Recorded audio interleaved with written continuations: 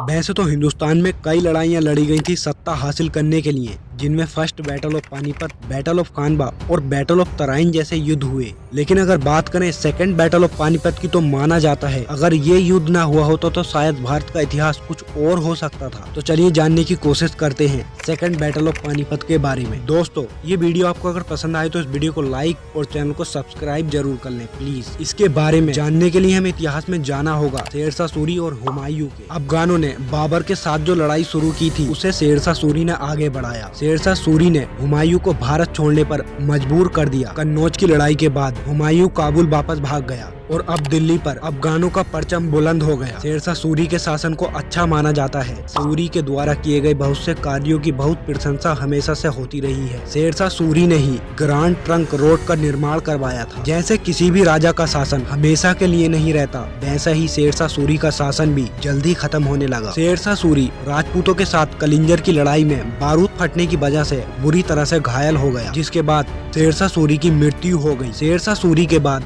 उसका छोटा बेटा जलाल खान राजा बना। जलाल खान को इस्लाम शाह के नाम से भी जाना जाता है। इस्लाम शाह को अपने बड़े भाई आदिल खान से भी तख्त के लिए विरोध का सामना करना पड़ा था। इस्लाम शाह ने आर्मी में बहुत से सुधार किए ताकि वो किसी भी खतरे का सामना कर सके, लेकिन सन 1552 में फिस्टुला की बीमारी की वजह से उसकी मृत्यु हो गई। हेमू, जिन्हें हेमचंद्र विक्रमादित्य के नाम से भी जाना जाता है, हेमू को आखिरी हिंदू राजा भी कहा जाता है। हेमू रेवाड़ी से एक नमक के व्यापारी थे, जहां बाद में राम तुलाराम जैसे वीर हुए। हेमू एक छोटे से व्यापारी से विक्रमादित्य की उपाधि प्राप्त करने वाला इंसान था। हेमू ने शेरशाह सूरी और बाद में इस्लाम शाह के दरबार में अपनी सेवाएं दी। हेमचंद्र ने पहले इस्लाम शाह का व्यापार धन इकट्ठा करने के काम को संभालना शुरू किया और बाद में धीरे धीरे सेना से जुड़े मामले भी देखने लगा। इस्लाम शाह की मृत्यु के बाद आदिल शाह सूरी उत्तराधिकारी बना। आदिल शाह ने हेमू को अपना मुख्य सलाहकार नियुक्त किया और पूरा कामकाज उसके हाथों में सौंप दिया। इस्लाम शाह की मृत्यु के बाद हुमायूं ने सोचा कि अब भारत में वापसी करने का सही मौका है। हुमायूं ने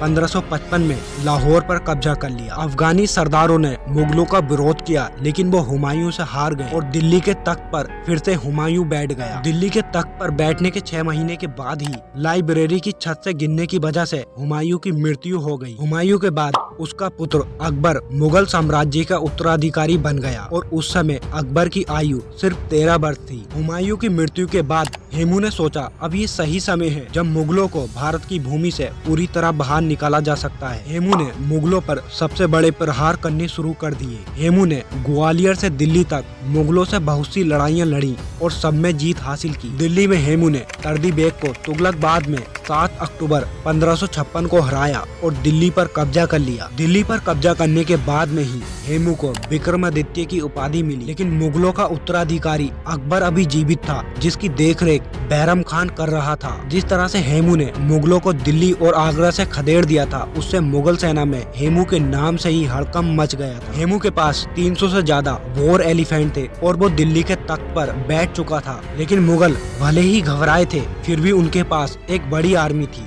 मुगल शासक अकबर, जिसकी सेना का नेतृत्व सेनापति बैरम खान कर रहा था, उसके और हेमू के बीच पानीपत की दूसरी लड़ाई 1556 में लड़ी गई। इसी जगह पर अकबर के दादा बाबर ने 30 साल पहले 1526 में पानीपत का युद्ध जीतकर भारत में मुगलों का आगमन किया था। मुगल सेना ने हेमू की सेना को भारी नुकसान पहुंचाया, लेकिन लड़ाई अभी खत्म नहीं हुई थी और हेमू ने फिर से लड़ाई में बढ़त हासिल कर ली थी। हेमू के हाथियों ने मुगल सेना के लेफ्ट और राइट फ्लैंक को तबाह कर दिया था, लेकिन अचानक एक तीर हाथी पर बैठे हेमू की आंख में जा लगा, जिसके बाद हेमू बेहोश होकर नीचे गिर गया। हेमू के सभी बड़े सेना कमांडर पहले ही मारे जा चुके थे। हेमू के इस तरह से गिर जाने से हेमू की सेना में भगदड़ मच गई और हेमू की पूरी सेना ने मुगलों के आगे हथियार डाल दिए। इतिहासकार बताते हैं कि हेमू की इस तरह से युद्ध में मौत उसकी बदकिस्मती ही कही जाएगी, लेकिन हेमू बहादुरी से लड़ा था। लड़ाई के बाद हेमू को अकबर के सामने लाया गया। बैरम खान ने अकबर से कहा कि वो हेमू का सर कलम कर दे,